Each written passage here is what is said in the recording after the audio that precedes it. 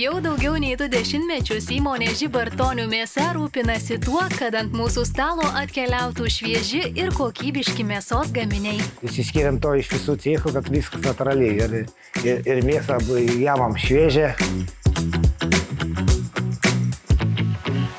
Įmonė nominuota už aukštos kokybės vietinę produkciją ir tradicijų puoselėjimą. Mes gaminam ir karštą rūkymo dešros, ir šaltą. Bet viskas pas mums natūralus dūmas. Žibartonių mėsos produkcija pasiekia pirkėjus visame Panevėžio rajone. Turim čia vietoj parduotuvę firminę. Prašom apsipirkti visus ir įvertinti mūsų produkciją. Ir dar turim 3 autobusiukus, kur važiuoja aplink Panevėžio rajoną.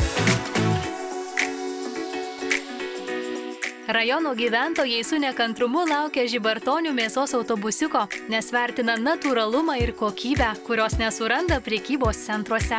Žmonės tik sako, pas mum atvažiuokit, nes nebenorim maksiminių prekių, nes labai skiriasi, atseit labai mirkyta. Įmonėje vertinamas ne gamybos mastas, o kiekvieno gaminio kokybė. Mūsų planai gaminti gerą produkciją ir per daug nesiplėsti, nes nepaveši. Ir šiandien Žibartonių mėsa lieka ištikima savo principui – gaminti natūralią produkciją vertinamą už skonį ir kokybę.